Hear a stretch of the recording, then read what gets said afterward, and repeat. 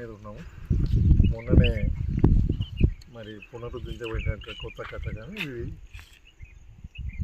శతాబ్దాలు అంటే దాదాపు 450 సంవత్సరాల కింద ఇది అప్పటి ఉన్న గ్రామస్తులందరూ మా పూర్వీకులు రాయుడు అనే ఆయన పేరు పైనే మరి చెరువును పోయడం జరిగింది.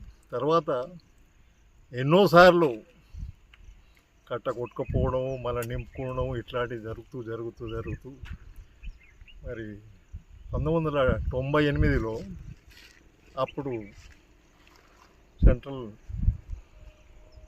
ఎంపీగా ఉన్నటువంటి విద్యాసాగర్ రావు గారు 99లో ఆయనకు జరిగినప్పుడు ఆయనే 10 లక్షలే శాంక్షన్ చేశాడు. దాని గురించి మళ్ళీ నేను వినతి పత్రాలకు ఇచ్చినప్పుడు ఒక 30 లక్షలతో ప్రతిపాదించడం జరిగింది. అనుకోకుండా దాని తర్వాత మరి దానికన్నా ముందు పార్టీ రాజ్యాంగం గారు కాంగ్రెస్ పార్టీ ఇరిగేషన్ మినిస్టర్ ఉన్నప్పుడు కూడా అప్పుడు ఉన్నటువంటి కాంగ్రెస్ పార్టీ నాయకులైనటువంటి చొక్కారావు గారు మరి ఈ చెరువును మరమ్మతు చేసి అందరికీ అందుబాటులో తీసుకురావాలి, ఇంకా బాగా చేయాలనే దృష్టితో పోయినప్పుడు దీన్ని సర్వే చేయడం జరిగింది. దాదాపు 29 ఎకరాలు మునుగుతుంది.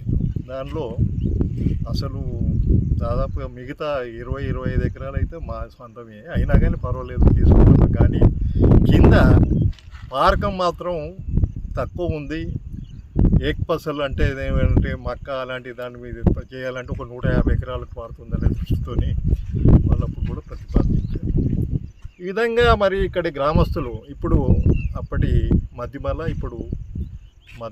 ఇప్పుడు గోపాలరావుపల్లి అంటే అదే తాండా అయింది, తర్వాత బంజర్ 3 గ్రామ పంచాయతీలు అయినాయి. దీనికి నేను 88 నుంచి 94 వరకు సర్పంచ్గా కూడా నేను చేసినాను.